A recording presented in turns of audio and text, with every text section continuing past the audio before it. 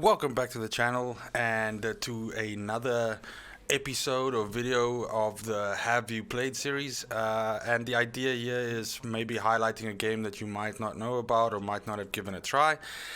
And the game in question today is Dyson Sphere Program. It's in early access at the moment on Steam.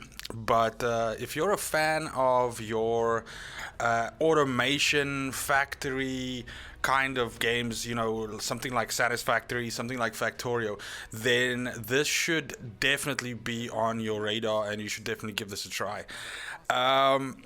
It it has some commonality with those games, but its approach to certain things like the way in which you build your factories and the way in which you upgrade and research your technology and basically get further onto the game is very interesting. It's a different sort of take on it, but the gist of it is that you are a mecha, and so at the beginning of the game you choose a solar system, and the solar system has many planets in it. You can also, of course, tune the size of this if you want a smaller galaxy or a bigger one, and then basically you deploy on your first planet. And if we were to think about the game having tech trees, then your first couple of tech trees are all about the innovation and the automation and the mining of that one planet.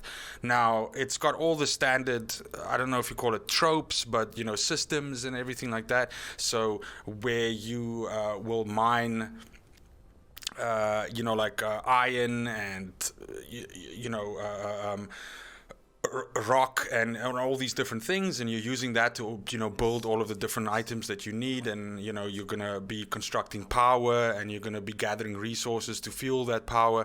And it's got another system in place where this mecha that you're controlling actually also has its own upgrades as well. So things like ability to move faster. Eventually you can fly with the mecha, mine faster, build faster, the general sort of thing. And yeah, the early part of the game just sucks you right in, because your mecha itself is able to, as usual, just like in a game like Satisfactory or so, you are able to manufacture things by yourself, but obviously at a much reduced rate than to, for instance, building a gameplay factory loop with a miner feeding into an assembler, feeding into a smelter, feeding into a constructor, something like that, and basically building the material one.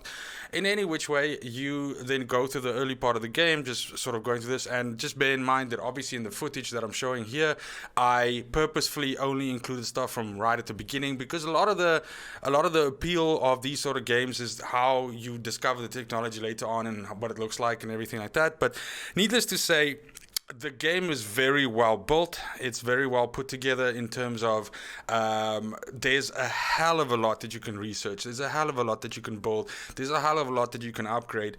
And that's all just on the first planet. Now, where this game is different is eventually you unlock the abilities to leave this planet and then moving on to the next planet, and then in a way sort of starting over again and also mining and harvesting that planet, and eventually joining those two planets together in terms of like one providing the other one with resources or vice versa, and sharing research progress and all of that stuff. But suffice it to say, I think I've put about 25 to 30 hours into this game, and I'm not nearly to finishing it as much as you can finish a game like this, really.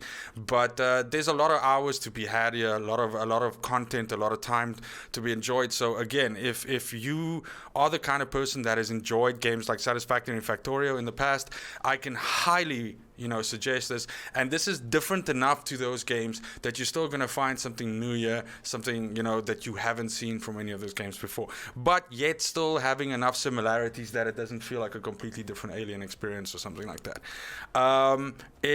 It really just chews through time. The only complaint that I have about this game is just that how it melts days away. I originally got it about a weekend and a half ago, or maybe two. Time all fucking melts together during these lockdown times.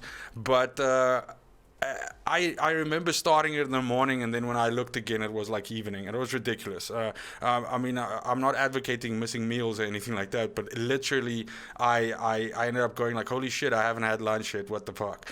So yeah, it's really good, and at the price point as well. Again, it's just really good value for money if you're the kind of person that considers hours of entertainment that you can get out of something and how that equates to the total cost. But yeah, give it a try. Really impressive effort by the designers of this, and I'm looking forward to seeing how this game develops. It's still being in early access. There's bound to be more things to be added, and of course, you know, more tech to be deployed. Even in the game itself, there are one or two items which haven't been fully implemented yet and which mention coming soon, so it's obviously still coming down the line. If you also check online, you'll see that this kind of information has also been shared and showed like a kind of like a roadmap or something like that. But either which way, thanks for joining. I hope you enjoy the game. If you do pick it up, let me know in the comments below if you are playing it, if you find it interesting, if it's something that you're already done with, or yeah, if you're just gonna give it a look and see what it's like. Otherwise, thank you very much for coming and watching as usual. Thanks for spending the time, and have a good morning, have a good afternoon, have a good evening wherever you are, and until next time, fucking cheers.